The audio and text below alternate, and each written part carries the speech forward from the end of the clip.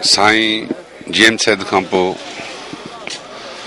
सिंध जे क़ौमी कारकुननि जे लाइ वॾी एतिराम ऐं इज़त जे लाइ साईं अहमद मुतबा शाह ई हुयो,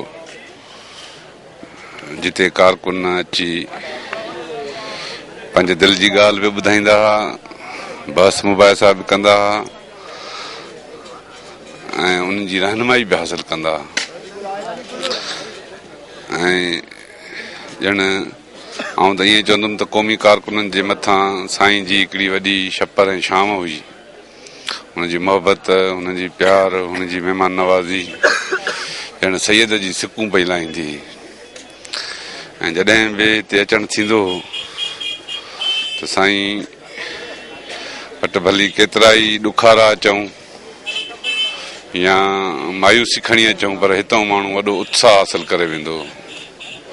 साईं जीएम सैद जो ऐं सिंध जो सचो आशिक़ हुयो, जेको सिंध जी तारीख़, सिंध जी सकाफ़त, सिंधी कल्चर जे हवाले सां ऐं ख़सूसन फ़लसफ़े जे हवाले सां साईं तमामु वॾो कमु कयो, किताब लिखियईं।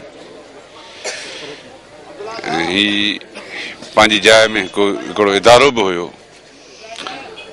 उहा कमी असां सभु मां केर बि पूरी नथो करे सघे। ही सिर्फ़ु साईं जे ख़ानदान या पीर ॻोठ वासियुनि जो नुक़सानु न आहे, पर पूरी सिंध, पर पूरी क़ौमी तहरीक जो जे लाइ हिकिड़ो वॾो ख़ाल साईं छॾे वियो आहे।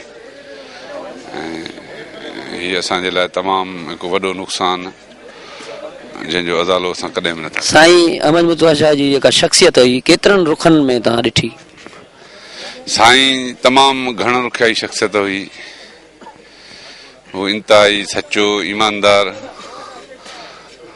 मोहबत करण वारो माण्हू। हर माण्हू हिन वटां इज़त हासिलु करे वेंदो, भली कहिड़े बि मकतब फ़िक्र सां तालुक रखंदड़ हुजे। जॾहिं बि सैयद वटि आयो या साईं वटि आयो त उन वटां मोहबत वठी वेंदो, इज़त वठी वेंदो, प्यार वठी वेंदो, कुझु न कुझु हासिलु करे वेंदो। तव्हां सां इलाही दफ़ा मुलाक़ातूं असांजे साम्हूं बि थींदियूं साईंअ सां। इलाही जॾहिं बि तव्हां हिन अपर सिंध में ईंदा आहियो त साईं वटि कचहरी कंदा आहियो, त साईं जो कहिड़ो ख़्वाबु हुयो तव्हांखे ज़रूरु शेयर कयो हूंदे, जेको सिंधी माण्हुनि जे लाइ थो? साईं जो ख़्वाबु सिंध जी आज़ादी जो ई ख़्वाबु हुयो त सिंध जा माण्हू जेके अॼु हज़ारे सालनि खां हिन वतन, हिन धरती जा मालिक हूंदे बि बुख, बदहाली, बेरोज़गारी जो शिकार आहिनि। ऐं इन्हनि माण्हुनि खे इन ग़ुलामी जे ज़ंजीरनि मां कीअं ॿाहिरि कढिजे। हू सॼो ॾींहुं इन दलीलनि ऐं इन बहसनि मुबाहिसनि में मुब्तला हूंदो हुयो त आउं सिंध जे ग़ुलामी जा ज़ंजीर कीअं टोड़ियां। उन मुतालिक़ जेके बि मुतहरिक क़यादतूं हूंदियूं उन्हनि जी साईं रहनुमाई कंदो, उनखे सलाहूं ॾींदो, एडवाइज़ कंदो।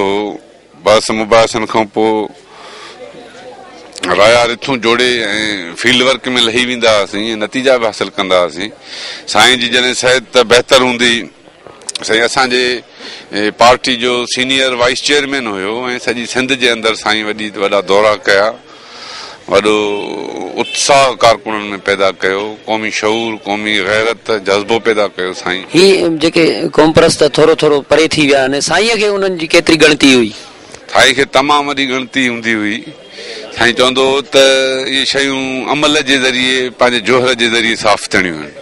जंहिंजो अमल, जंहिंजो किरदारु, जंहिंजो इख़लाक़, जंहिंजो अमल सही हूंदो, दुरुस्त हूंदो, उहे नतीजा वठंदा ऐं क़ौम उन्हनि खे मोट ॾींदी, सोसाइटी मोट ॾींदी, हिले पई। ऐं साईं बि चयो आहे त जंहिंजा अमल साले हूंदा उहो ई नतीजा वठंदा। अच्छा, साईं क़ौम परस्ती दौरान केतिरियूं तकलीफ़ूं ॾिठियूं?